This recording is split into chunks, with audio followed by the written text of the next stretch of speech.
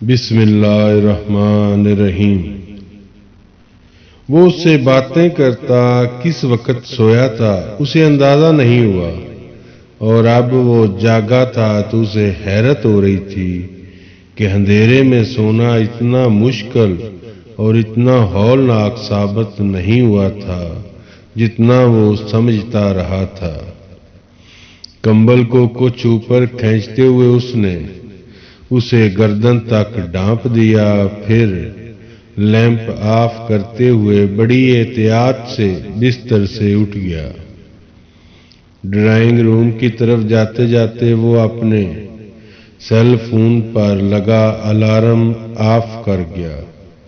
Wash room میں اس نے wash basin پر امامہ کے ہاتھ سے اتری کانچ کی کچھ چوڑیاں اور اس کے ایئر رنگز دیکھے۔ اس نے ایئر رنگز اٹھا لیے۔ وہ دیر تک انہیں اپنے ہاتھ کی ہتھیلی پر رکھے دیکھتا رہا۔ وہ بہت خوبصورت تھے مگر اب پرانے ہو رہے تھے۔ جس وقت وہ نہا کر باہر نکلا وہ تب بھی گہری نیند میں تھی۔ کمرے کی لائٹ آن کیے بغیر وہ دبے پاؤں بیڈ روم سے باہر آ گیا۔ بہت دور کسی مسجد میں کوئی نعت پڑھ رہا تھا یا حمد۔ آواز اتنی مدھم تھی کہ سمجھنا مشکل تھا۔ اس نے سٹنگ ایریا کی لائٹ آن کر دی۔ لائٹ آن کرتے ہوئے اس کی نظر سینٹر ٹیبل پر پڑے کافی کے 2 مگز پر پڑی۔ وہ دونوں رات کو وہیں بیٹھے کافی پیتے ہوئے باتیں کرتے رہے تھے۔ صوفے پر اس کی اونی شال پڑی تھی جس میں وہ اپنے پاؤں چھپائے بیٹھی رہی تھی۔ رات ایک بار پھر جیسے کسی خواب کا حصہ لگنے لگی تھی۔ بے یقینی تھی کہ ختم ہونے میں نہیں آ رہی تھی۔ خوش قسمتی تھی کہ اب بھی گمان بنی ہوئی تھی۔ وہ بھول گیا کہ وہ بیڈ روم سے یہاں کیا کرنے آیا تھا۔ چند لمحوں کے لیے واقعی وہ سب کچھ بھول گیا تھا۔ بس وہ تھی اور وہ تھی تو سب کچھ تھا۔ اس کے سیل پر آنے والی فرقان کی کال نے یکدم اسے چونکایا تھا۔ کال ریسیو کیے بغیر وہ بیرونی دروازے کی طرف گیا۔ وہ اسے سحری دینے آیا تھا۔ اس کی آنکھ الارم کی آواز سے کھلی تھی۔ مندی آنکھوں کے ساتھ اس نے لیٹے لیٹے بیڈ سائڈ ٹیبل پر پڑے اس الارم کو بند کرنے کی کوشش کی، لیکن الارم کلاک بند ہونے کے بجائے نیچے کارپیٹ پر گر گیا۔ امامہ کی نیند یکدم غائب ہوئی تھی۔ الارم کی آواز جیسے اس کے اعصاب پر سوار ہونے لگی تھی۔ وہ کچھ جلا کر اٹھی تھی۔ بیڈ سائڈ ٹیبل لیمپ آن کر کے وہ کمبل سے نکلی اور بے اختیار کپ کپائی۔ سردی بہت تھی۔ اس نے کمبل ہٹاتے ہوئے بیڈ کی پائنتی کی طرف اپنی اونی شال ڈھونڈنے کی کوشش کی۔ وہ وہاں نہیں تھی۔ اس نے جھک کر کارپیٹ پر دیکھا۔ اسے یاد آیا کہ شال رات کو صوفے پر رکھی تھی، لیکن اس وقت وہ بیڈ روم سے نکلنے کی ہمت نہیں کر پائی۔ الارم اب بھی بج رہا تھا مگر نظر اب بھی نہیں آ رہا تھا۔ اس کی جھنجھلاہٹ بڑھ گئی تھی۔ تبھی اس نے اچانک کوئی خیال آنے پر سالار کے بستر کو دیکھا۔ وہ خالی تھا۔ اسے جیسے یکدم یاد آیا کہ وہ کہاں تھی۔ جھنجھلاہٹ یکدم غائب ہوئی اور ساتھ ہی الارم کی آواز بھی۔ یہ سحری کا وقت تھا۔ امامہ سالار کے گھر پر تھی اور یہ اس کی نئی زندگی کا پہلا دن تھا۔ وہ دوبارہ اپنے بیڈ پر بیٹھ گئی۔ کمبل کے کونے سے اس نے اپنے کندھے ڈھانپنے کی کوشش کی۔ اس کے جسم کی کپ کپاہٹ کچھ کم ہوئی۔ اس نے پہلی بار اپنے بیڈ سائڈ ٹیبل پر پڑی چیزوں کو غور سے دیکھا۔ وہاں رات کو سالار نے گھڑی رکھی تھی لیکن اب وہاں نہیں تھی۔ ایک چھوٹا رائٹنگ پیڈ اور پین بھی تھا، پاس ہی کارڈ لیس فون تھا۔ پانی کی ایک چھوٹی بوتل بھی وہیں تھی اور اس کے پاس اس کا سیل پڑا ہوا تھا۔ اسے ایک بار پھر الارم کلاک کا خیال آیا۔ اسے یاد تھا کہ اس نے الارم نہیں لگایا تھا۔ یہ کام سالار کا تھا، شاید اس نے اپنے لیے الارم لگایا تھا۔ پھر جیسے اس کے ذہن میں ایک جھماکا سا ہوا، بیڈ کی وہ سائیڈ جو رات کو اس نے سونے کے لیے منتخب کی تھی، وہ سالار کا بستر تھا۔ وہ عادتاً دائیں طرف گئی تھی اور سالار اسے روک نہیں سکا تھا۔ وہ کچھ دیر چپ چاپ بیٹھی رہی، پھر اس نے بے حد ڈھیلے انداز میں اپنا سیل فون اٹھا کر ٹائم دیکھا اور جیسے کرنٹ کھا کر اس نے کمبل اتار پھینکا۔ سحری ختم ہونے میں صرف 10 منٹ باقی تھے اور سالار وہ الارم یقیناً اسے بیدار کرنے کے لیے لگا کر گیا تھا۔ اسے بے ساختہ غصہ آیا۔ وہ اسے خود بھی جگا سکتا تھا۔ جب تک وہ کپڑے تبدیل کر کے لاؤنج میں گئی، اس کا غصہ غائب ہو چکا تھا۔ کم از کم آج وہ اس سے خوشگوار موڈ میں ہی سامنا چاہتی تھی۔ سٹنگ ایریا کے ڈائننگ ٹیبل پر سحری کے لیے کھانا رکھا تھا۔ وہ بہت تیزی سے کچن میں کھانے کے برتن لینے کے لیے گئی تھی، لیکن سنک میں 2 افراد کے استعمال شدہ برتن دیکھ کر جیسے اسے دھچکا لگا۔ وہ کھانا یقیناً فرقان کے گھر سے آیا تھا اور فرقان کے ساتھ ہی کھا چکا تھا۔ اسے خواہ مخواہ خوش فہمی ہوئی تھی کہ آج اس کے گھر میں پہلی سحری تو وہ ضرور اس کے ساتھ کرے گا۔ بوجھل دل کے ساتھ ایک پلیٹ لے کر وہ ڈائننگ ٹیبل پر آ گئی، لیکن چند لقموں سے زیادہ نہیں لے سکی۔ اسے کم از کم آج اس کا انتظار کرنا چاہیے تھا، اس کے ساتھ کھانا کھانا چاہیے تھا۔ امامہ کو واقعی بہت رنج ہوا تھا۔ چند لقموں کے بعد وہ بڑی بے دلی سے ٹیبل سے برتن اٹھانے لگی۔ برتن دھوتے دھوتے اذان ہونے لگی تھی جب اسے پہلی بار خیال آیا کہ سالار گھر میں نظر نہیں آ رہا۔ اپنے ہاتھ میں موجود پلیٹ دھوتے دھوتے وہ اسی طرح سنک میں چھوڑ کر باہر آ گئی۔ اس نے سارے گھر میں دیکھا، وہ گھر میں نہیں تھا۔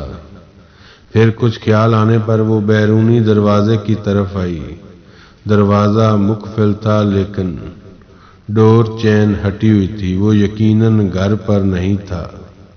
کہاں تھا اس نے نہیں سوچا تھا۔ اس کی رنجیدگی میں اضافہ ہوا۔ وہ اس کی شادی کے دوسرے دن اسے گھر پر اکیلا چھوڑ کر کتنی بے فکری سے غائب ہو گیا تھا۔ اسے پچھلی رات کی ساری باتیں جھوٹ کا پلندہ لگی تھی۔ واپس کچن میں آ کر وہ کچھ دیر بے حد دل شکستی کی کیفیت میں سنک میں پڑے برتنوں کو دیکھتی رہی۔ وہ محبوبہ سے بیوی بن چکی تھی، مگر اتنی جلدی تو نہیں۔ ناز برداری نہ صحیح، خیال تو کرنا چاہیے۔ اس کی آزردگی میں کچھ اور اضافہ ہوا۔ چند گھنٹوں کے اندر کوئی اتنا بدل سکتا ہے؟ مگر رات کو تو وہ اس کی رنجیدگی بڑھتی جا رہی تھی۔ یقیناً سب کچھ جھوٹ ہی کہہ رہا ہوگا، ورنہ میرا کچھ تو خیال کرتا۔ وہ رنجیدگی اب صدمے میں بدل رہی تھی۔ وہ نماز پڑھ چکی تھی اور سالار کا بھی کہیں نام و نشان نہیں تھا۔ اسے تھوڑی سی تشویش ہوئی۔ اگر وہ فجر کی نماز کے لیے بھی گیا تھا تو اب تک تو اسے آ جانا چاہیے تھا۔ پھر اس نے اس تشویش کو سرے سے چٹک دیا۔ سالار جس وقت دوبارہ اپارٹمنٹ میں آیا وہ گہری نیند میں تھی۔ بیڈ روم کی لائٹ آف تھی اور ہیٹر آن تھا۔ وہ اور فرقان فجر کی نماز سے بہت دیر پہلے مسجد میں چلے جاتے اور قرآن پاک کی تلاوت کرتے تھے۔ فجر کی نماز کے بعد وہ دونوں وہیں سے بلڈنگ کے جم میں چلے جاتے اور تقریباً 1 گھنٹے کے ورک آؤٹ کے بعد وہاں سے آتے، اور آج یہ دورانیہ آمنہ کے امامہ ہونے کی وجہ سے کچھ لمبا ہو گیا تھا۔ فرقان سحری کے وقت ان دونوں کے لیے کھانا لے کر آیا تھا اور وہ بونچکا بیٹھا رہ گیا تھا کہ وہ رات کو سالار کے جس بیان کو صدمے کی وجہ سے ذہنی حالت میں ہونے والی کسی خرابی کا نتیجہ سمجھ رہا تھا، وہ کوئی ذہنی خرابی نہیں تھی۔ وہ اطمینان سے اس کے سامنے بیٹھا سحری کر رہا تھا اور فرقان اسے رشک سے دیکھ رہا تھا۔ رشک کے علاوہ کوئی اور اس پر کر بھی کیا سکتا تھا؟ کیا ہوا؟ سالار نے سحری کرتے ہوئے اس کی اتنی لمبی خاموشی پر اسے کچھ حیرانی سے دیکھا۔ فرقان اس کے سامنے بیٹھا یک ٹک اسے دیکھ رہا تھا۔ تم آج اپنی نظر اتروانا، فرقان نے بالآخر اس سے کہا۔ اچھا، وہ ہنس پڑا۔ اس سے زیادہ اہم کرنا بات کم از کم اس گفتگو کے بعد کوئی نہیں کر سکتا تھا۔ میں مذاق نہیں کر رہا، فرقان نے اپنے گلاس میں پانی انڈیلتے ہوئے بے حد سنجیدگی سے کہا۔ جو کچھ ہوا اسے سمجھنے سے زیادہ اسے ہضم کرنے میں اسے دقت ہو رہی تھی۔ کسی کو بھی ہو سکتی تھی سوائے سامنے بیٹھے ہوئے اس شخص کے جو اس وقت کانٹے کے ساتھ آملیٹ کا آخری ٹکڑا اپنے منہ میں رکھ رہا تھا۔ اور اگر کوئی صدقہ وغیرہ دے سکو تو اور بھی بہتر ہے۔ فرقان نے اس کے رد عمل کو مکمل طور پر نظر انداز کرتے ہوئے کہا۔ سالار اب بھی خاموش رہا۔ آمنہ سحری نہیں کرے گی؟ فرقان کو یکدم خیال آیا۔ سو رہی ہے وہ ابھی؟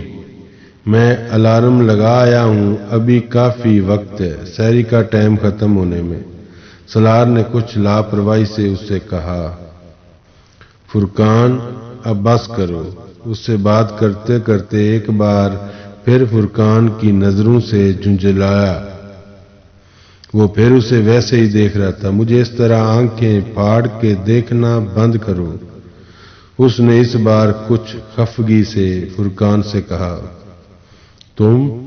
تم بہت نیک آدمی ہو سالار، اللہ تم سے بہت خوش ہے۔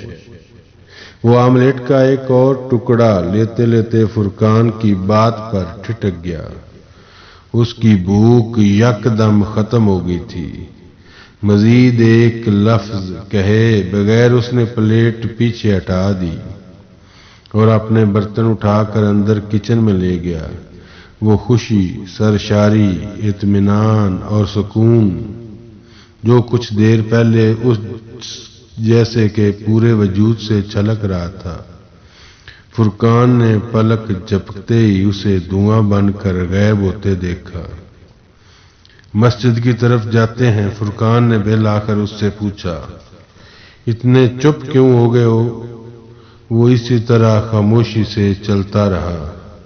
میری کوئی بات بری لگی ہے؟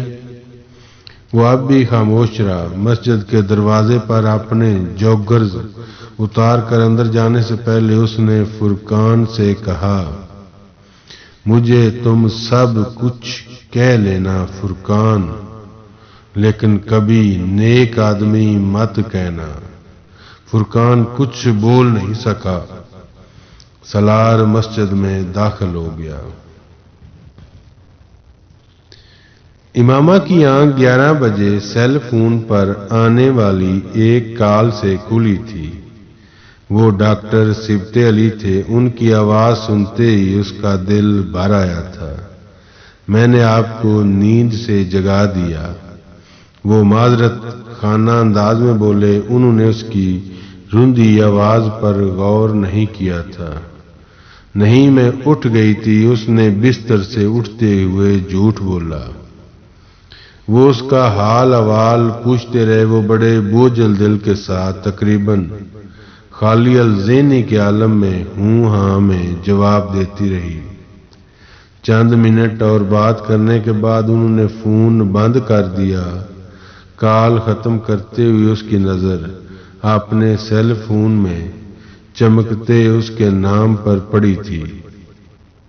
وہ چونک اٹھی۔ اسے فوری طور پر یاد نہیں آیا کہ اس نے سالار کا نام اور فون نمبر کب محفوظ کیا تھا۔ یقیناً یہ بھی اسی کا کارنامہ ہوگا۔ اس نے اس کا SMS پڑھنا شروع کیا۔ پلیز جاگنے کے بعد مجھے میسج کرنا، مجھے ضروری بات کرنا ہے۔ اسے نہ جانے کیوں اس کا میسج پڑھ کر غصہ آیا۔ بڑی جلدی یاد آ گئی میں۔ وہ میسج کا ٹائم چیک کرتے ہوئے بڑبڑائی۔ وہ شاید 10:50 پر آیا تھا۔ اگر آفس جاتے ہوئے اسے یاد نہیں آئی تو آفس میں بیٹھ کر کیسے آ سکتی ہوں؟ وہ اس وقت اس سے جی بھر کر بدھ گمان ہو رہی تھی، اور شاید ٹھیک ہی ہو رہی تھی۔ وہ پچھلی رات اس کے لیے چیف گیسٹ تھی اور اگلی صبح وہ اس کے ساتھ بن بلائے مہمان جیسا سلوک کر رہا تھا۔ کم از کم امامہ اس وقت یہی محسوس کر رہی تھی۔ وہ اس وقت وہ باتیں سوچ رہی تھی جو سالار کے وہم و گمان میں بھی نہیں تھی۔ وہ کچھ عجیب انداز میں خود ترسی کا شکار ہو رہی تھی۔ اس نے کمبل طے کرتے ہوئے بستر ٹھیک کیا اور بیڈ روم سے باہر نکل آئی۔ اپارٹمنٹ کی خاموشی نے اس کی اداسی میں اضافہ کیا تھا۔ کھڑکیوں سے سورج کی روشنی اندر آ رہی تھی۔ کچن کے سنک میں وہ برتن ویسے ہی موجود تھے جس طرح وہ چھوڑ کر گئی تھی۔ ہاں بھلا وہ کیوں دھوتا؟ یہ سارے کام تو ملازماؤں کے ہوتے ہیں، لیکن میں تو نہیں دھوؤں گی، چاہے ایک ہفتہ ہی پڑے رہیں، میں تو ملازمہ نہیں ہوں۔ ان برتنوں کو دیکھ کر اس کی خفگی میں کچھ اور اضافہ ہو گیا۔ اس وقت وہ ہر بات منفی انداز میں لے رہی تھی۔ وہ بیڈ روم میں آئی تو اس کا سیل فون بج رہا تھا۔ ایک لمحہ کے لیے اس کا خیال آیا کہ شاید سالار کی کال ہو، لیکن وہ مریم کی کال تھی۔ امامہ کا حال احوال پوچھنے کے بعد اس نے بڑے اشتیاق کے عالم میں امامہ سے پوچھا، سالار نے منہ دکھائی میں کیا دیا تمہیں؟ امامہ چند لمحے بول نہیں سکی۔ اس نے تو کوئی تحفہ ہی نہیں دیا تھا اسے۔ سالار کے نامہ اعمال میں ایک اور گناہ کا اضافہ ہو گیا تھا۔